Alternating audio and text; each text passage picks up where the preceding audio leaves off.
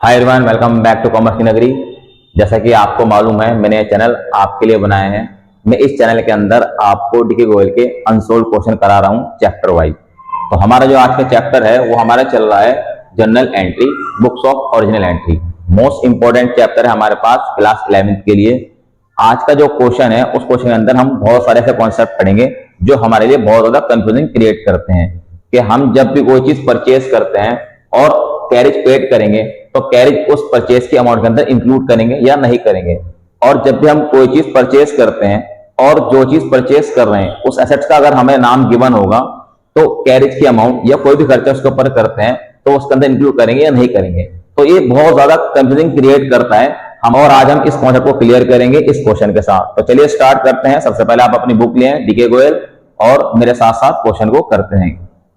तो स्टार्ट करते हैं। हमारे पास question number 16, pass journal entry for the following. तो आज नंबर डालेंगे question number 16।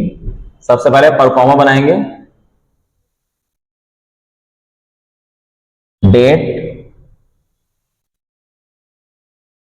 Particular, LF, amount debit, amount credit. ऊपर लिख देंगे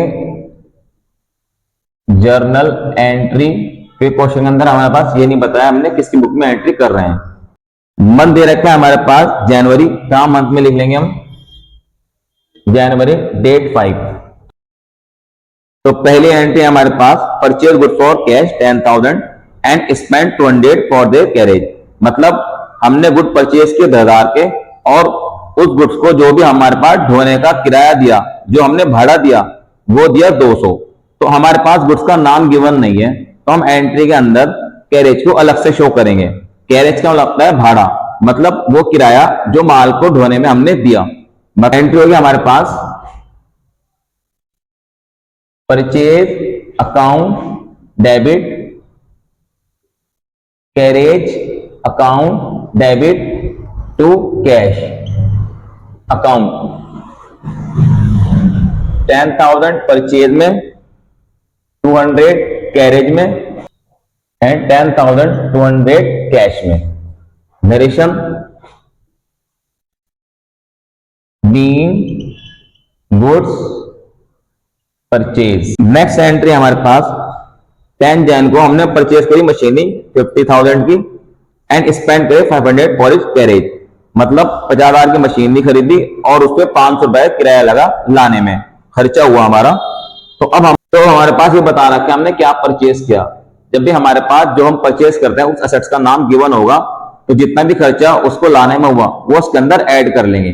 पहली एंट्री के अंदर हमारे पास जो हमने परचेज किया उसका नाम गिवन नहीं था उस गुड्स का, तो इसलिए हमने कैरेज को अलग से शो किया।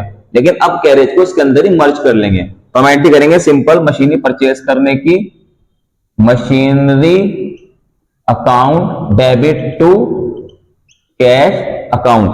50,000 की मशीनरी, 500 का कैरेज, तो टोटल हो गया 50,500। तो 50,500 मशीनरी में एंड 50,500 कैश में। नरेशन लिखेंगे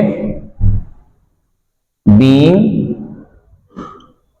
machinery purchase. Next entry Jan 15 में पेड बाय चेक। हमने चेक के जरिए पेड किया 2 lakh rupees for cement, 1 lakh rupees for timber, 50,000 as wages for the construction of building. मतलब हमने बिल्डिंग को कंस्ट्रक्ट कराने के लिए सीमेंट खरीदा होगा, टिम्बर खरीदा होगा और वेजेस पेड करी। तो इन सब की पेमेंट हमने चेक के थ्रू पेड करी।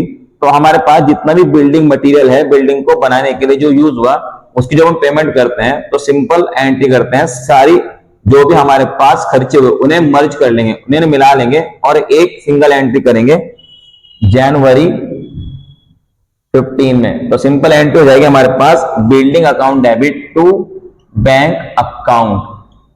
बैंक अकाउंट इसलिए क्योंकि चेक के थ्रू पेमेंट करी हमने, और बिल्डिंग हमारे पास इसलिए क्योंकि हमारे पास जितने भी चीजें हमने परचेज की थी बिल्डिंग मटेरियल है तो उन सबकी पेमेंट हमने चेक के थ्रू करी। तो simple entry building account debit to bank account और सारे अमाउंट को प्लस कर लेंगे। ये हो गया 2 lakh rupees cement, 1 lakh rupees for timber, 50,000 for wages. तो 3,50,000 की हम एंट्री कर देंगे 3,50,000 बिल्डिंग के अंदर और 3,50,000 कैश के अंदर डाल देंगे। एंड नरेशन लिखेंगे बीइंग बिल्डिंग मटेरियल परचेज। आप नरेशन में कुछ भी लिख देना, being timber purchase, being cement purchase, being wages paid, being material purchase, being construction of material purchase paid. सिर्फ नरेशन लिखनी जरूरी है। नेक्स्ट है हमारे पास जनवरी 17 purchase and old machinery 20,000 and spend 2,500 on इस इमीडिएट रिपेयर। हम कोई भी मशीनरी परचेज करते हैं ओल्ड, जिस दिन परचेज कर रहे हैं उसी दिन अगर हमने उसको रिपेयर कराई या कोई भी टूट फूट हुई, कोई भी वेयर एंड टेयर हुई, उसे सही कराई, तो उसका जो भी खर्चा है वो उसी के अंदर जुड़ता है। जैसे हमने यहाँ एंट्री की थी, मशीनरी परचेज की थी, उसको उठा के लाने का जो खर्चा हुआ या उसको जो भी हमने इंस्टॉलेशन कराया उसका खर्चा हुआ या हमने उसका कैरेज दिया मतलब भाड़ा पेड करा, तो वो उसी के अंदर जुड़ा था। तो नई मशीन हो या ओल्ड मशीन हो, उसे खरीदने में वो हमारे पास जो भी उसके अंदर खर्चा आएगा वो सारा उसी के अंदर ऐड होगा। तो हमारे पास एंट्री हो जाएगी machine account debit to cash account.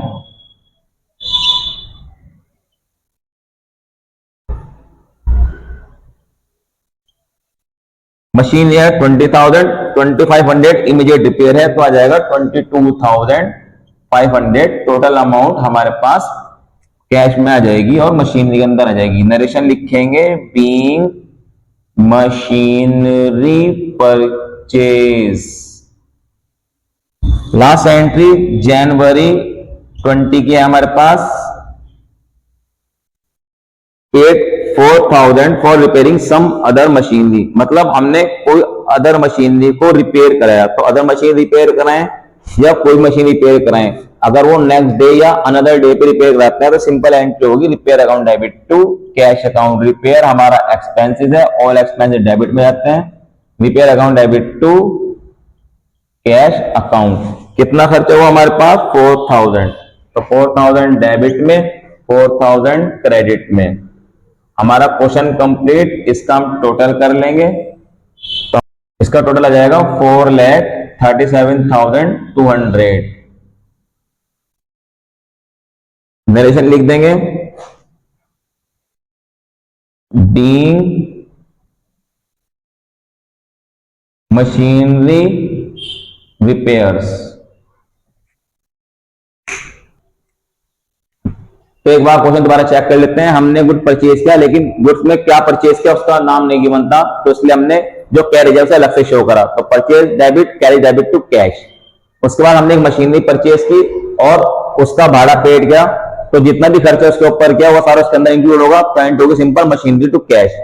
फिर हमने बिल्डिंग मटेरियल परचेज किया, टिम्बर वेजेस पेड की बिल्डिंग को बनाने के लिए और सीमेंट की पेमेंट करी, तो हमने टोटल को मर्ज किया, अमाउंट को सिंपल एंट्री कर दी building to bank.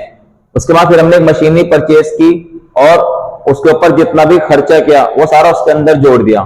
And last हमने रिपेयर कराए और जो भी हमने रिपेयर कराया अनदर मशीनरी, तो सिंपल एंट्री कर दी रिपेयर टू कैश। तो आई होप ये क्वेश्चन आपको अच्छे समझ में आ चुका होगा। इससे रिलेटेड जितने भी कॉन्सेप्ट है वो अच्छे समझ में आ चुके होंगे कि कहां हमें कैरेज को ऐड करना है, कहां कैरेज को ऐड नहीं करना, कहां पे शो करना है, कहां पे शो नहीं करना। सिंपल सी चीज है, हमारे पास जो हम खरीद रहे हैं अगर उसका नाम गिवन है उस एसेट्स का, तो जितना भी खर्चा उसके ऊपर किया वो उसके अंदर ऐड हो जाएगा। और अगर हमारा उसके पास कोई नाम गिवन नहीं है कि हमने क्या परचेज किया उस गुड्स का, तो कैरेज को अलग से शो करेंगे। तो मिलते हैं जल्दी न्यू क्लास के अंदर, न्यू वीडियो में, न्यू कॉन्सेप्ट के साथ एंड न्यू क्वेश्चन के साथ। Thank for watching my video. Have a nice day.